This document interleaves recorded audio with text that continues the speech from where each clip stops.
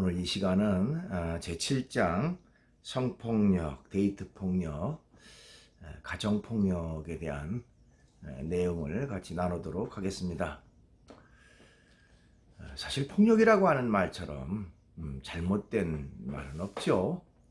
또 우리가 일상에서 가장 버려야 할 그것은 바로 강압에 의한 폭력이라고 얘기할 수가 있습니다. 여기 자기의 목적을 위해서, 수단을 위해서 폭력을 행사해서 그 목적을 이루려고 하는 그 잘못된 것들, 나가서 데이트 폭력, 연인 관계 속에서 가장 사랑하고 아껴야 될 그런 대상을 폭력으로 장악하려고 한다는 그 자체가 잘못된 것이죠. 또 더 나가서 이 가정을 이룬 상태에서 자녀들을, 심지어는 자기 아내를 향해서 폭력을 행사한다라고 하는 그 자체는 반드시 없어져야 될 그런 부분이라고 말할 수가 있습니다. 그래서 오늘은 이제 앞부분에는 요즘 활발하게 전개되고 있는 그 미투 운동에 대한 내용을 쭉 다루고 있고요. 그 다음에 사랑, 책임, 존중에서 시작된다. 그래서 사랑이라고 하는 것은 그 책임감, 그리고 상대방에 대한 존중감, 그것이 반드시 함께 해야 된다라고 하는 이제 그런 내용들 나오고 있습니다. 또 데이트 폭력에 대한 심각성, 여러 가지 내용들, 그런 것들이 이제 쭉 이어지고 있고요. 그 다음에 가정 폭력은 결코 사랑이 아니다. 어쨌든 폭력이라고 하는 것은 어떤 이유로도 정당화되거나 합리화될 수 없다라고 하는 이제 그런 내용입니다. 그러면서 마지막 부분에는 진정한 사랑, 그 무한한 책임. 그래서 사랑에는 책임이 따르고 마음과 마음을 통하는 서로에 대한 존중감이 같이 있어야 된다라고 하는 것을 쭉 얘기하고 있습니다. 그러면 이제 PPT로 계속 수업을 이어가도록 하겠습니다. 제7장 성폭력, 데이트폭력, 가정폭력 부분입니다. 사실 폭력이라고 하는 것은 어떤 이유에서든지 정당화될 수도 없고 합리화될 수도 없는 것이죠. 사람이 사람을 폭행한다, 폭력으로 상대방을 제압하고 어떤 목적을 이룬다라고 하는 것은 결코 바람직한 일이 아니라고 말할 수가 있습니다. 자, 내용을 같이 한번 살펴보도록 하겠습니다. 맨 처음에 보니까요, 1번 해시태그 미투입니다. 자, 미투 운동이라고 하는 것이 활발하게 전개되고 있죠. 그럼 미투 운동이라고 하는 게 도대체 뭐냐 하는 것부터 좀 살펴볼 필요가 있습니다. 성폭력 피해자들이 SNS를 통해 자신의 피해 경험을 잇따라 고발한 현상으로 사회에 만연한 성폭력의 심각성을 알리고 피해자가 연대를 위해 진행됐다라고 말할 수가 있습니다. 자, 이런 그 미투 운동이 활발하게 전개되기 전에는 어떻게 보면 피해자들이 자신의 피해 사실에 대해서 정당하게 당당하게 알리지 못했고, 또 그거에 대한 관심도도 적었습니다. 그렇기 때문에 그런 그 성폭력 피해가 계속해서 늘어나는 하나의 원인 제공이 되어지기도 했다라고 하는 것이죠. 그러나 이제 용감한, 또 용기 있는 분들이 시작을 해서 미투 운동이 전개가 됐고 그것이 사회 이슈화 되면서 이제 성폭력 가해자들에 대한 그 처벌로 이어지고 이것이 이런 운동이 활발하게 전개됐다라고 말할 수가 있습니다. 처음에 이 미투 운동을 제안했던 사람은요, 2006년 미국의 사회운동가인 타라나 버크라고 하는 사람이 제안을 했다고 그래요. 그리고 이제 우리 교재에도 나옵니다만은 2017년 10월 폭로된 하비 와인스타인의 그 성폭력 사건을 계기로 빠르게 확산되게 됩니다.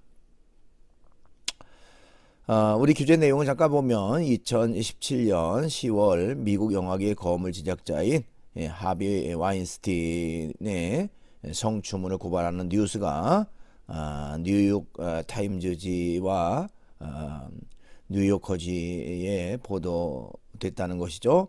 보도 이후에 미국 내 유명 연예인들도 사회관계망 이 SNS를 통해서 미투라고 하는 해시태그를 붙이고 자신이 피해자였음을 밝히며 또 가해자를 고발하는 일이 이어졌다고 하는 것입니다. 그래서 이렇게 이제 빠르게 확산되는 그런 결과가 됐고요. 자, 이 뉴스는 미국뿐만 아니라 전 세계에 이슈화 되었고요. 전 세계에 같은 성폭력의 피해자들이 용기를 내어 자신의 피해 사실을 알리고 가해자들을 고발하는 등 미투는 보편화되며 또 피해자들의 대중적인 고발 운동으로 주목받게 됐다고 하는 것입니다. 그래서 이 미투 운동은 특별히 그 직장 등에서 비일비재하게 일어나는 권력형 성폭력에 주목하는 계기가 됐다는 것이죠. 어떻게 보면 직장 내에서 이런 그 상하관계에서 자신의 그 권력이나 힘을 이용해서 그 부하 직원들을 강압적으로 이런 그 성폭력을 일삼는 이런 일들이 그야말로 비일비재한 그런 어떤 모습이었는데 용감한 또 용기를 낸 그런 사람들이 시작을 해서 이제는 그 표면에 드러나는 그런 결과가 되어졌다라고 말할 수가 있습니다. 자, 전 세계에 같은 성폭력 피해자들이 용기를 내서 자신의 피해 사실을 알리고 또 가해자를 고발하는 등 미투는 보편화되고 또 피해자들의 대중적인 고발 운동으로 주목을 받게 됐다고 하는 것입니다. 자, 우리 교재 120쪽 중간 아래 보니까요, 우리나라에서는 이제 최근에 이 서모 검사가 한 방송사의 뉴스에 출연해서 공공기관의 성폭력 실상을 고발하면서 결국 이 미투 운동이 촉발되는 그런 결과가 되었습니다. 그 이후에 이제 사회 각층으로 확산되는 그런 결과가 되었다라고 말할 수가 있습니다. 그러면 이제 미투 운동이 가져온 변화는 어떤 것들이 있을까요? 여러분 교재에 보니까 그 두 가지의 큰 변화가 이루어졌다라고 얘기를 합니다. 우선 첫째로는 미투 운동은 우리 사회가 성폭력을 더욱 예민하게 바라보는 그런 계기를 가져왔다라고 말할 수가 있습니다. 자, 미투 운동은 남성의 적극적인 성적 표현이 더 이상 남성다움이 아닌 여성에 대한 폭력이 될 수 있다는 인식을 갖는 그런 계기가 됐다고 하는 것입니다. 그러니까 그저 그냥 아무 일도 아닌 것처럼 치부해왔던 이런 일들이 실상은 너무 심각하고 또 어떤 범법적인 그런 일이었다라고 하는 인식이 사람들에게 점점 생기게 됐다고 하는 것입니다. 뿐만 아니라 이제 미투 운동은 성폭력 피해자들이 용기 있게 피해 사실을 알릴 수 있는 사회적 분위기를 형성하게 됐습니다. 그러니까 이 미투 운동을 통해서 그 전에는 그저 그냥 쉬쉬했고 좀 감추려고 했던 그런 어떤 사람들의 마음에 이제는 당당하게 자신의 피해 사실을 알리고 또 가해자를 처벌하는 데 적극적인 그런 결과를 가져왔다는 것입니다. 그렇게 함으로 인해서 결국 피해를 근절시킬 수 있는 그런 결과를 가져오기도 했다고 하는 것이죠. 여러분 교재 121쪽 중간 아래 부분 잠깐 보면요. 또한 무거운 수치심으로 인해 자신의 피해 사실을 감추고 더 나아가 대인공포증을 비롯한 외상 후 스트레스 장애, 분노 조절 장애, 알코올 중독, 또 약물 중독, 극단적 선택에 이르기까지 그 피해가 깊어집니다. 또한 성폭력 피해 여성들은 행실에 문제가 있거나 함께 즐긴 여성으로 보는 기존의 사회 분위기와 피해는 이를 더 가중시킵니다. 그러니까 어떻게 보면 피해자가 당당히 자신의 피해 사실을 알리면서 가해자를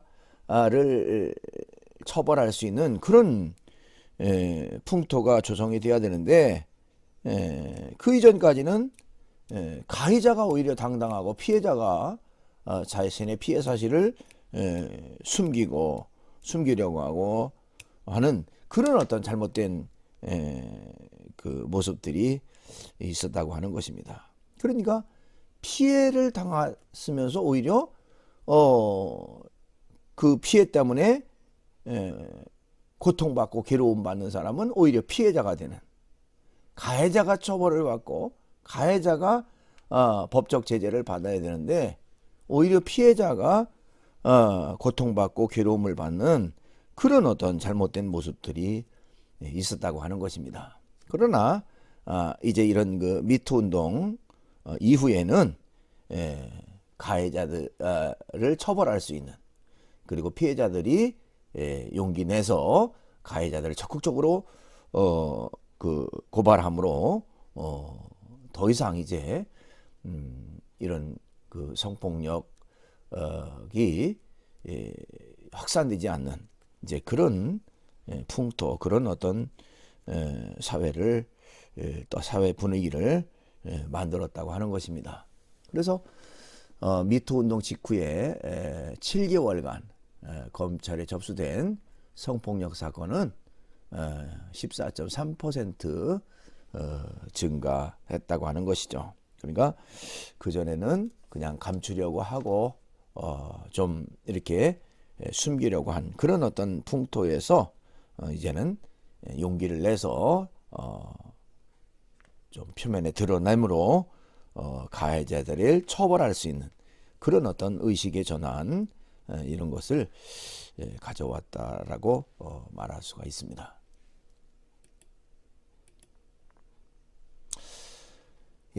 누구나 피해자가 될 수 있다는 것이죠. 자, 흔히 성폭력 피해자는 여성이라는 선입견이 있습니다. 그러나 분명한 것은 남성도 성폭력의 피해자가 될 수 있다는 것이죠. 그래서 그 대검찰청 범죄 분석에 의하면 2014년 성폭력 남성 피해 건수는 전체 성폭력의 5%인 1375건에 이르렀다고 하는 것입니다. 그러니까 우리가 일반적으로 성폭력 피해 그러면 이제 여성들만을 생각하기가 쉽지만 실제로 여성만이 아닌 남성들도 성폭력 피해자로서 될 수가 있다 하는 것을 이런 그 피해 건수를 통해서 알 수가 있습니다.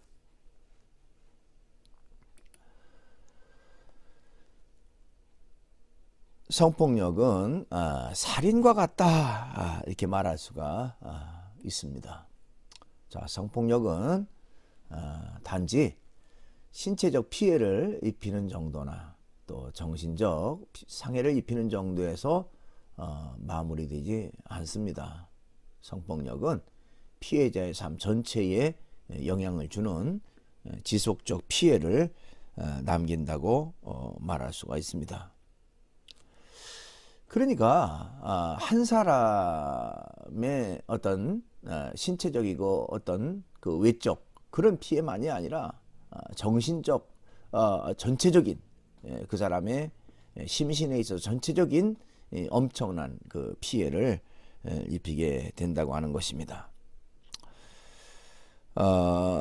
여러분 교재 122쪽 아랫부분에 보니까요, 성폭력은 강간뿐만 아니라 추행, 성적 희롱, 성기 노출, 어린이 성추행, 윤간, 부부강간, 강도강간 등 상대방이 거절하는데도 불구하고 가해자가 행사하는 모든 신체적, 언어적, 정신적 폭력을 포괄하는 광범위한 개념이다 이렇게 말할 수 있습니다. 그러니까 한 부분의 피해에서 그치는 것이 아니고 그 사람 전체에 엄청난 그 고통과 괴로움과 피해를 안겨주는 그런 결과를 가져온다라고 말할 수가 있습니다. 그러니까 성폭력은 이성을 자신의 성적 욕망을 해소하기 위한 하나의 도구 정도로 생각해서요, 그 속에는 상대를 인격적으로 바라보거나 존중하는 그런 마음 태도가 전혀 없다고 하는 것입니다. 강제적이고 강압적으로 자신의 욕구를 충족하려고 하는 그런 잘못된 생각, 그런 잘못된 행동이라고 말할 수가 있습니다. 그래서 상대를 강압에 의해서 제어하고 그리고 자신의 목적을 이루려고 하는 그런 잘못된 모습이라고 말할 수가 있습니다.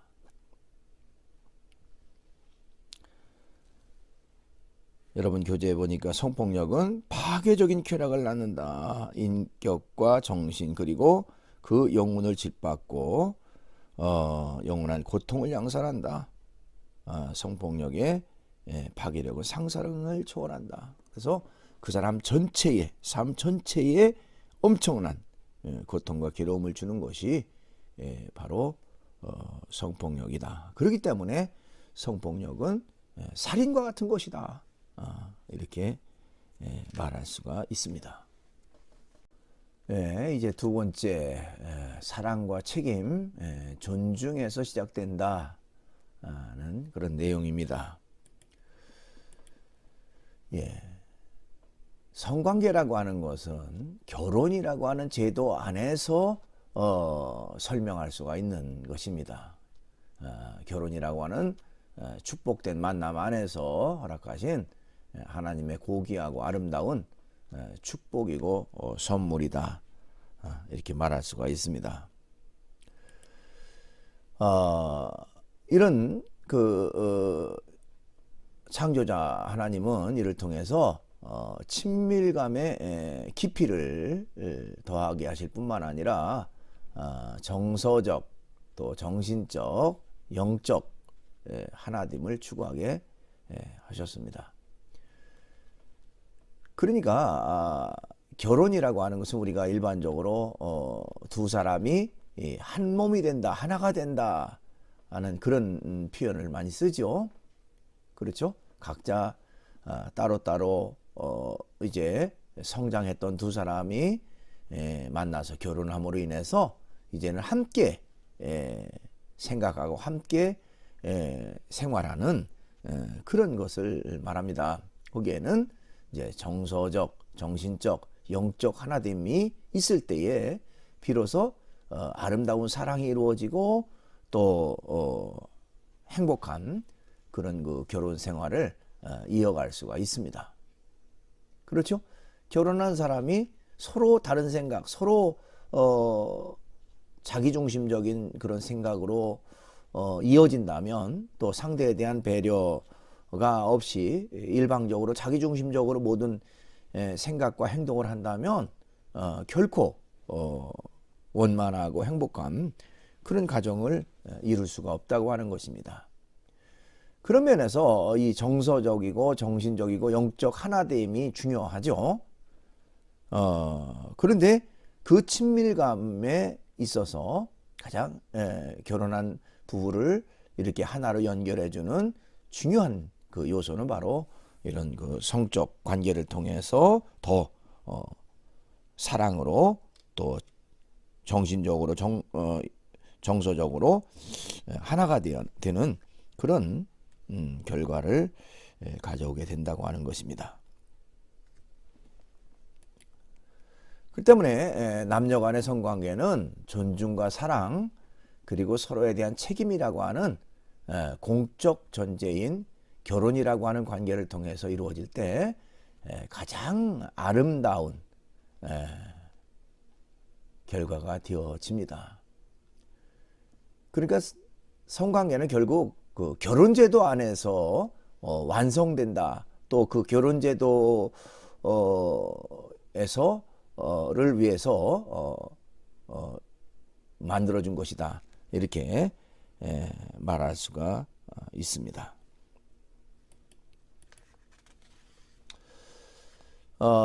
여러분들이 성경을 통해서 많이 들었던 그런 내용인데요. 고린도전서 13장 4절 6절의 내용을 잠깐 소개합니다. 일명 그 사랑장이라고 하는 그런 내용을 담고 있는데요.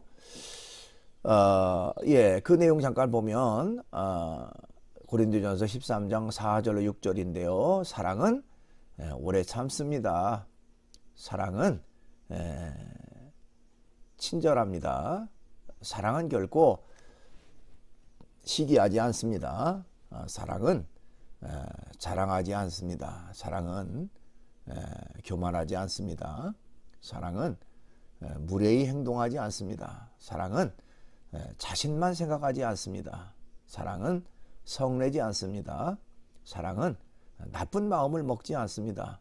사랑은 불의를 기뻐하지 않습니다. 사랑은 진실만을 보고 기뻐합니다. 사랑은 모든 것을 덮어줍니다. 사랑은 모든 것을 믿습니다.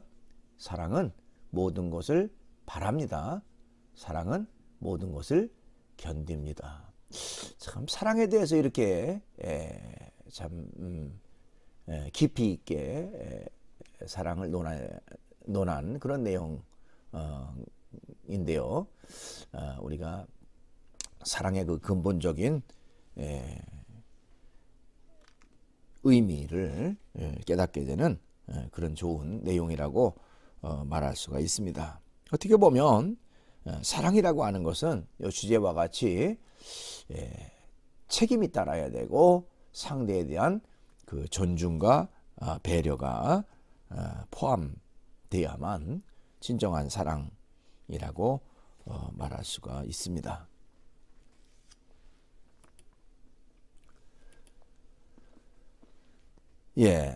우리는 누군가에게 가장 귀한 자녀이고요. 누군가에게 가장 귀한 배우자이고, 또 누군가에게 가장 귀한 형제 자매라고 하는 사실을 기억해야 합니다.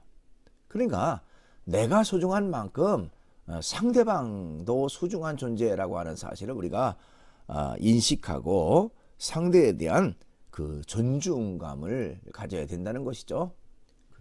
그래서 우리는 자신의 자녀를 대하듯이, 또 자신의 배우자나 형제 자매를 대하듯이 서로를 지켜주고 존중하며 인격적 관계 안에서 서로 건강한 친밀감을 누릴 수 있도록 인간관계가 성장해야 한다, 이렇게 말할 수가 있습니다. 그러니까 일방적으로 한쪽에서 강압에 의해서 어떤 목적을 이루려고 하는 그런 어떤 모습들, 그것은 결코 있을 수가 없다는 것이죠. 진정한 사랑은 서로에 대한 배려고, 서로에 대한 관심이고, 또 서로에 대한 존중이 선행될 때에 아름다운 사랑으로 연결될 수가 있다. 이렇게 말할 수가 있습니다. 로마서 12장 10절이라는 곳에 보면요. 형제를 사랑하며 서로 우애하며 존경하기를 먼저 하며 이렇게 말했습니다. 사랑하라. 서로 우애 있게 지내고 존경하기를 먼저 해라. 그러니까 상대방에 대한 존중감을 갖고 대하는 태도, 그것이 중요하다. 이렇게 말하고 있는 것이죠. 그 다음에 이제 큰 세 번째, 데이트 폭력에 대한 내용입니다. 데이트 폭력이 증가하고 있다는 것이죠. 자, 성폭력과 함께 데이트 폭력 또한 심각한 수준에 이르고 있다는 것입니다. 자, 데이트 폭력의 증가 요인은 어디에 있을까? 여러분들 교재에 122쪽 아래에 그 도표가 있어요. 그 내용을 잠깐 보면 왜 데이트 폭력이 이렇게 증가하는가 하는 것이죠. 우선은 낮은 신고율이 요인이다 이렇게 말할 수가 있습니다. 낮은 신고율 때문이다. 데이트 폭력의 경우 연인 간의 개인적 충돌로 여기거나 또 폭력의 원인을 상대에게 돌려 가스통 효과를 통해 피해자 스스로가 원인 제공을 했다고 인식하기 때문에 적극적인 신고가 불가능해진다 이렇게 말할 수가 있습니다. 그러니까 그저 그냥 그 두 사람의 일이야 뭐 이렇게 치부를 하거나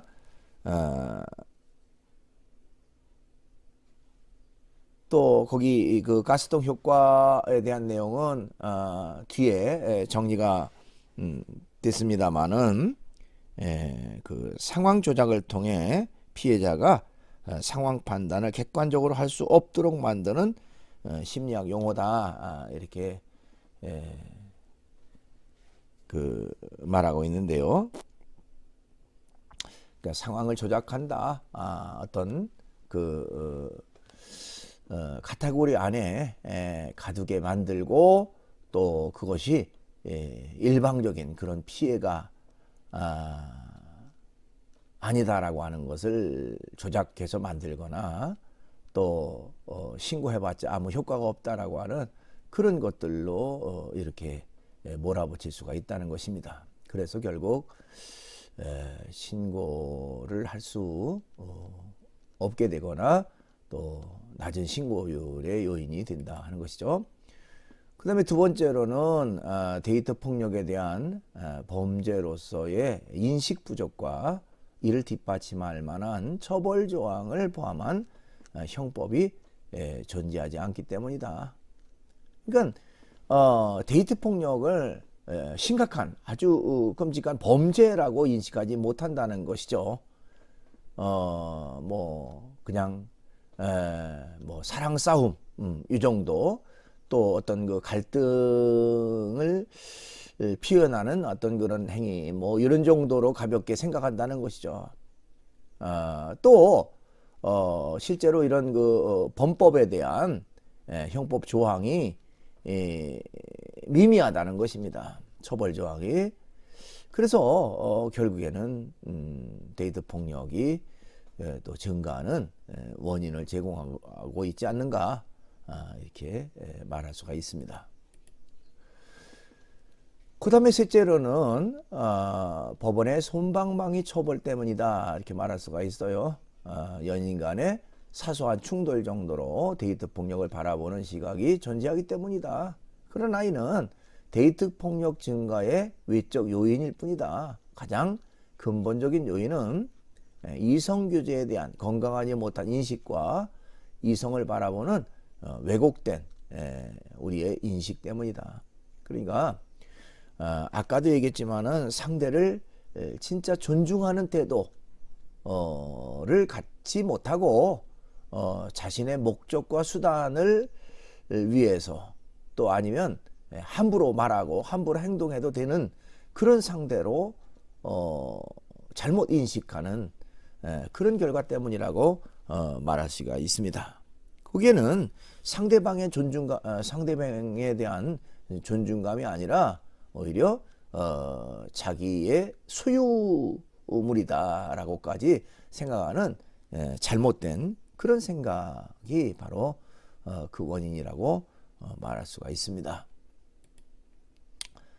아까 나왔던 그 가스등 효과라고 하는 내용은요, 상황 조작을 통해 피해자가 상황 판단을 객관적으로 할 수 없도록 만드는 심리학적인 용어입니다. 그래서 이런 걸 통해서 결국 그 처벌을 그 신고를 제대로 하지 못하도록 그렇게 만든다는 것이죠.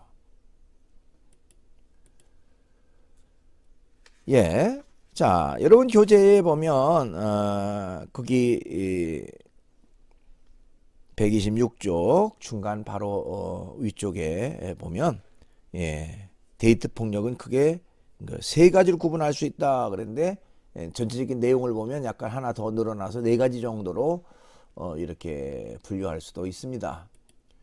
우선은 언어 폭력이 거기에 해당되는데요.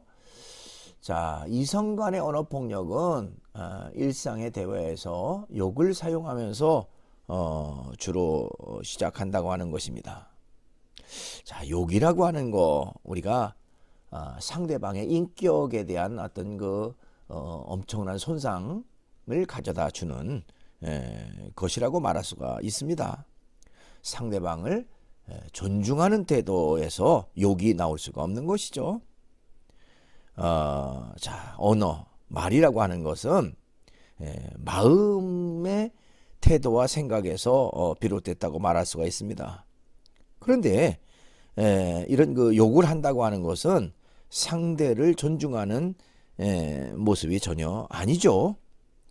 상대를 사랑하고 존중하는 관계라면 언어에서도 이러한 사랑과 존중의 단어와 표현들이 들어가야 당연한 것입니다.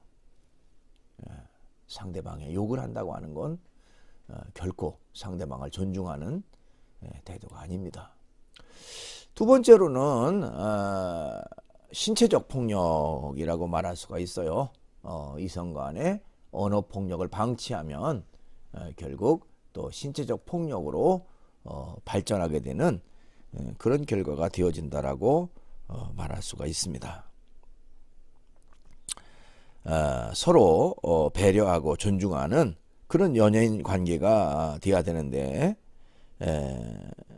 내가 상대방을 구속하고 속박하고 또 내 목적을 위해서 이용한다라고 하는 그런 잘못된 생각이 그 마음속에 자리 잡고 있다면 그건 결코 바른 것이 아니죠.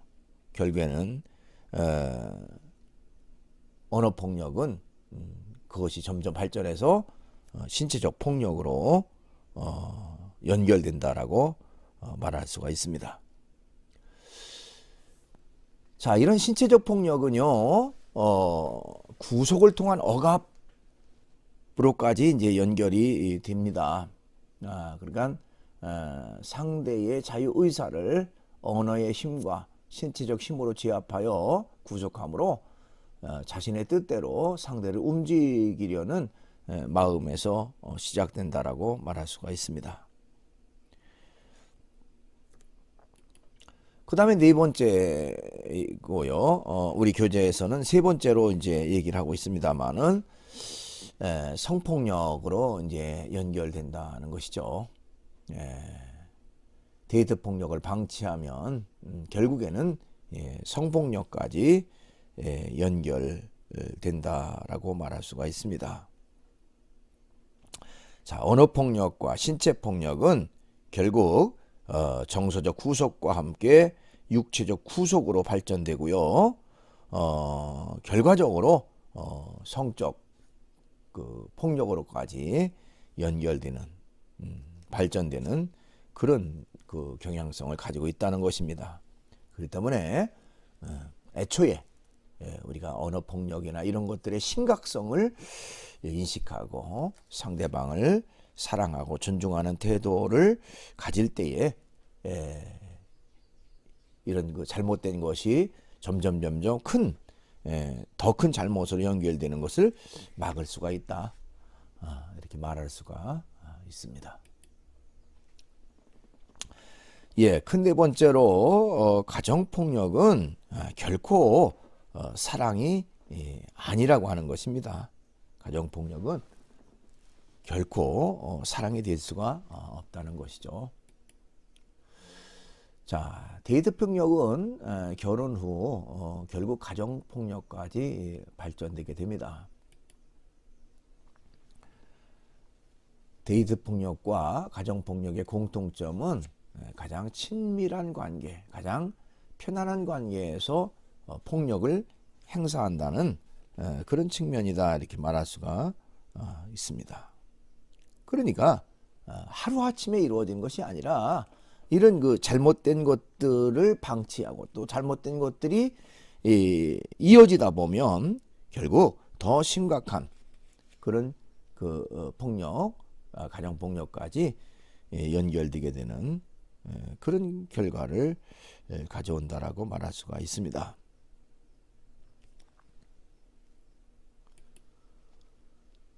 그래서 데이트 폭력이나 가정 폭력을 연인 간의 갈등이나 가족 간의 갈등 정도로 치부하거나 방치해 버리기가 쉬운데 그것이 결국 이런 심각한 가정 폭력으로까지 연결되고 상대에 대한 그런 그 인격적 또 치욕적 그런 행동을 일삼게 되는 그런 결과를 가져온다라고 말할 수 있습니다. 그래서 여러분 교재 127쪽의 중간 아랫부분에 보면 가정폭력은 배우자에 대한 폭력으로 시작하지만 점차 자녀에 대한 폭력으로 발전하게 된다는 것입니다. 가정폭력도 성폭력이나 데이트폭력과 마찬가지로 물리적 힘을 통한 신체에 상해를 입히는 폭력뿐만 아니라 언어와 압제를 통한 폭력으로 그 양상이 다양하게 나타나게 되는 것입니다. 그러니까 얼마나 이 그 피해자 입장에서는 얼마나 고통스럽고 얼마나 힘들까요? 그렇죠? 가해자는 자기의 어떤 그 욕구나 자기의 어떤 그 불만이나 그런 것들을 스트레스 이런 것들을 그렇게 해소하는 그런 것으로 생각하고 가볍게 생각할지 몰라도 피해자 자기 아내나 자기 자녀들의 입장에서는 너무 치욕적이고 너무 고통스럽고 너무 괴로운 그런 결과가 아닐 수가 없습니다.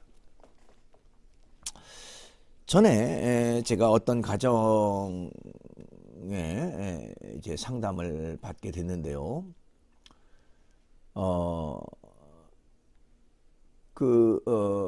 이제 부부가 결혼해서 자녀 하나 하고 이렇게 3명이 살고 있는데 그 남편 되는 분이 평소에는 그렇게 뭐 큰 문제점과 또 큰 어떤 폭력적 요소를 보이지 않다가도 술만 먹고 들어오면 사람이 완전히 바뀐다는 것이죠. 그래서 술만 먹고 들어오면 온 가족이 이제 초비상 상태에 들어온다고 하는 것이고요. 더 좀 끔찍한 것은 자녀를 앞에 무릎을 꿇혀 놓고요. 자기 아내도 같이 무릎을 꿇게 만들고 호통을 치고 또 심지어는 이제 자기 허리띠를 풀러서 이제 폭행까지 하는 그런 어떤 결과가 되어졌다는 것입니다. 그건 얼마나 모욕적이고 얼마나 치욕적인 그런 모습이겠습니까? 이제 그런 것들. 여러분, 이건 결코 어떤 이유에서든지 합리화되거나 정당화될 수 없다고 하는 것입니다. 그건 분명한 법적 처벌로 연결되어야 되는 것이죠. 가정폭력이라고 하는 것이 가정 울타리 안에서 이루어진다 그래서 그것이 어떤 법적 제재를 피할 수 있다라고 하는 생각은 결코 가져서는 안 됩니다. 이건 가족이기 이전에 다른 사람에게도 그렇게 하면 처벌을 받는데 가족은 더 큰 처벌을 받고 더 큰 그 법적 제재를 받아야 마땅한 것이죠. 예. 그렇지만 그 데이트 폭력이나 가정 폭력은 상대에 대한 압제와 억압의 수단으로 물리적 힘을 가한다는 공통점이 있고요. 이는 명백한 범죄임을 기억해야 됩니다. 그렇죠? 그저 그냥 우리가 쉬쉬하고 눈 감아줄 그런 일이 결코 아니라는 것이죠. 끔찍한, 무서운, 명백한 그런 범죄에 해당된다라고 하는 인식이 있어야 된다고 하는 것입니다.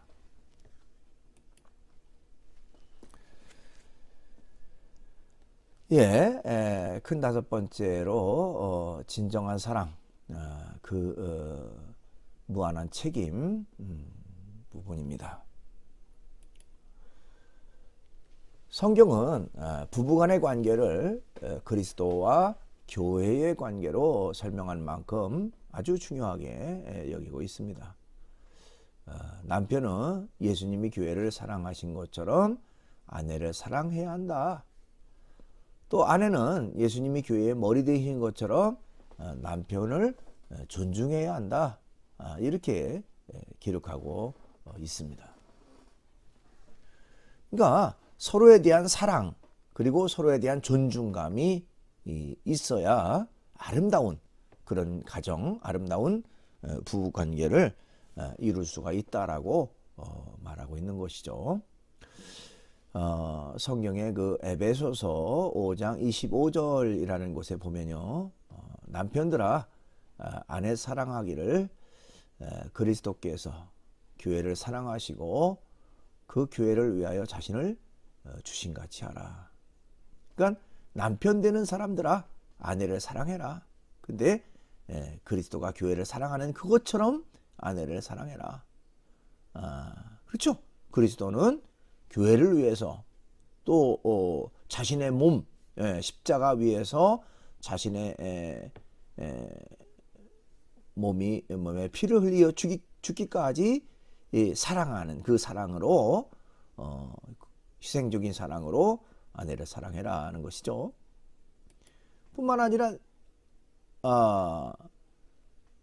에베소 5장 28절에 이와 같이 남편들도 자기 아내 사랑하기를 자기 자신같이 알지니 자기 아내를 사랑하는 자는 자기를 사랑하는 것이라. 결과적으로 남편과 아내와 남편은 한 몸이고 그렇기 때문에 서로 존중과 사랑으로 하나 될 때에 결국 아내를 사랑하는 것은 결국 자신을 사랑하는 것과 같은 그런 결과를 가져온다라고 얘기하고 있는 것입니다.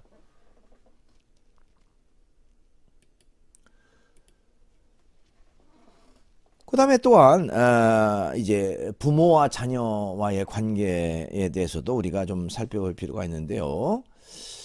부모는 자녀를 노엽게 하거나 실족시키지 말아야 됩니다. 그렇죠? 자녀는 자기의 소유물이 결코 아니에요. 하나의 인격체죠.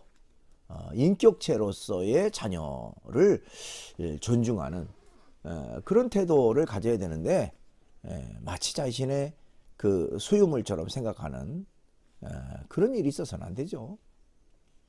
노엽게 하거나 실족해서는 안 된다.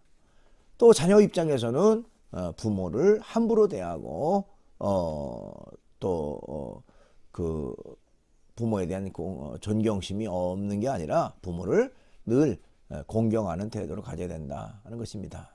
자, 이러한 말씀들은 가족 간에 상호 존중하고 또 사랑하고 배려하며 서로 돕고 책임을 나누는 그런 관계임을 우리에게 가르쳐 주고 있습니다. 그러니까 창조자 하나님이 인간에게 주신 가장 아름다운 모임, 가장 기본적인 행복의 단위, 그것이 바로 가정이죠. 가정. 근데 그 가정은 아름다운 가정은 하루아침에 이루어지는 것이 아닙니다. 그리고 저절로 만들어지는 것도 결코 아니에요. 서로 노력해야만 아름다운 가정을 이룰 수가 있습니다. 거기에는 서로에 대한 배려, 사랑, 존중감 이런 것들이 함께 있어야만 아름다운 가정으로 연결될 수가 있다라고 말할 수가 있습니다. 어느 책에 보니까요, 정원, 아름다운 정원, 나무도 있고 또 꽃도 있고 다양한 그 예쁜 식물들이 자라나는 아름다운 정원이 있는데 그 아름다운 정원을 쉽게 망칠 수 있는 방법은 무엇일까? 뭐 그런 어떤 질문을 던졌습니다. 어떻게 그 아름다운 정원을 망칠 수가 있을까? 망치는 방법은 뭘까? 어떤 사람은 뭐 칼이나 낫 이런 도구를 이용해서 막 베어버리면 망쳐지지 않겠는가? 뭐 이렇게 말하는 사람도 있습니다. 또 어떤 사람은 그곳에서 그냥 막 짓밟고 뛰어놀고 뭉개버리면 결국에는 이제 거기에 아름다운 것들이 다 훼손되면서 결국 그 망치는 결과가 되지 않겠는가? 뭐 이렇게 얘기하기도 합니다. 그러나 그것보다 더 쉽게 그 아름다운 정원을 망칠 수 있는 방법, 그것은 바로 그냥 방치해 두는 것이죠. 그냥 방치해 두는 것. 그러니까 가꾸지 않고 방치해 두면요, 거기에 해충들이 와서 다 갉아먹고 이런 잡풀들이 자라나면서 꽃이라든지 이런 좋은 그 식물들이 다 말라 죽게 되고 완전히 폐허가 되는. 그러니까 방치해 놓으면 된다. 그것은 서로의 그 가정에 빗대서 설명할 수도 있습니다.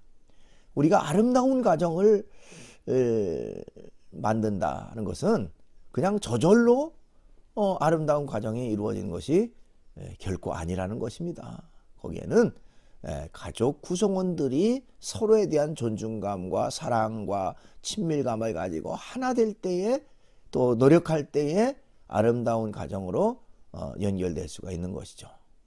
그런데 그렇지 않고 그냥 방치해도 그냥 무관심 속에, 서로에 대한 무관심 속에 살아간다면 그 가정은 결코 아름다운 가정이 되어질 수가 없다고 하는 것입니다. 언제든지 우리가 서로에 대한 존중감과 사랑과 친밀감 이런 것을 가지고 나아가는 그런 모습이 있어야 된다는 것입니다. 행복이라고 하는 것은 만들어지는 것이 아니라 만들어가는 것이라고 말할 수가 있어요. 하루아침에 뚝 떨어지는 것이 결코 아닙니다. 서로 노력해서 또 서로 배려하고 존중해서 만들어가는 것이죠. 여러분, 부부라고 하는 관계가 처음부터 친밀감과 사랑과 또 아주 아름다운 그런 유대관계로 지속되기가 참 쉽지는 않습니다. 20년, 30년 동안 자라온 환경이 다르고요. 생활 방식이 다르고요.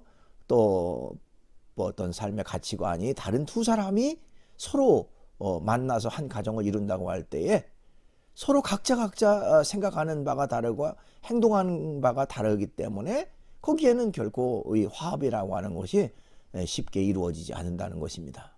그렇기 때문에 화합을 위해서는 때로는 자기 희생이 있어야 되고 때로는 상대방에 대한 존중감이 있고 또 상대방에게 맞추는 그런 배려가 있어야만 비로소 화합을 해서 아름다운 조화를 이룰 수가 있습니다.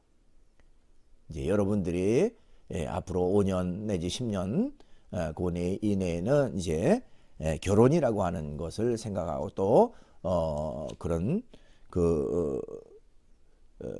결혼을 통해서 가정을 이루는 그런 결과를 가져오기도 할 텐데, 여러분들이 진정한 가정의 행복은 어떻게 오는가? 그것은 바로 서로가 서로를 존중하고 배려하고 사랑하는 거기에서 온다. 일방적으로 나 중심적이고 또 나 본위적인 그런 생각과 그런 말과 그런 행동을 한다면 결코 아름다운 가정 또 행복한 가정은 이룰 수가 없다라고 하는 것을 우리가 기억을 해야 한다고 하는 것입니다. 에베소서 6장 1절로 4절 보니까요. 자녀들아, 주 안에서 너희 부모에게 순종하라. 이것이 옳으니라. 네 아버지와 어머니를 공경하라. 이것은 약속 있는 첫 계명이니 이로써 내가 잘되고 땅에서 장수하리라. 그러니까 자녀들은 부모를 공경하는 것, 어떻게 보면 당연하다, 마땅하다 하는 것인데요. 그 당연한 것을 한 사람에게도 땅에서 잘되고 내가 잘되고 장수하는 그런 결과가 된다라고 하는 그런 그 축복의 말이 이루어지게 됩니다. 또한 자녀들을 둔 그 부모 입장에서는 아비들아, 너희 자녀를 노엽게 하지 말고 오직 주의 교훈과 훈계를 양육하라. 그러니까 자녀를 노엽게 한다라고 하는 것은 자녀를 어떤 그 불합리하게 불공평하게 대함으로 인해서 자녀로 하여금 그냥 그 마음에 실족함을 갖는 것을 말합니다. 고통과 괴로움을 갖는 것. 어쨌든 부모라고 하는 입장에서도 자녀를 이렇게 존중하고 또 사랑하고 자녀에 대해서 그 인격적 존중감을 가지고 대함으로 인해서 결코 노엽게 하지 말고 바른 교훈으로 양육하는 것이 중요하다라고 말할 수가 있습니다. 자, 오늘은 이제 그 성폭력, 데이트 폭력, 가정 폭력 이런 내용들 같이 살펴봤습니다. 폭력이라고 하는 것은 어떤 이유에서도 합리화되거나 정당화 될 수가 없습니다. 강압적으로 또 물리적으로 어떤 결과를 얻으려고 하는 이런 잘못된 생각들을 버려야 된다고 하는 것입니다. 다른 사람에 대한 그 폭력도 나쁜 것이고 처벌이 따르는데, 하물며 사랑하는 아내, 사랑하는 자녀들에 대한 또 자신의 애인에 대한 그런 폭력이 이루어진다면 이것은 있을 수가 없는 것이죠. 결코 바람직하지 않다는 것입니다. 뿐만 아니라 이런 그 성폭력이나 데이트 폭력, 가정 폭력이 하루아침에 그런 엄청나고 그런 끔찍한 결과로 폭력의 상황이 이루어지지 않는다. 작은 것이 결과적으로 큰 결과물을 만드는 것처럼 작은 그런 그 잘못된 것들이 결국 큰 범죄로까지 연결되는 결과를 가져온다고 하는 것입니다. 그러니까 작은 말 한마디도 함부로 해서는 안 된다는 것이죠.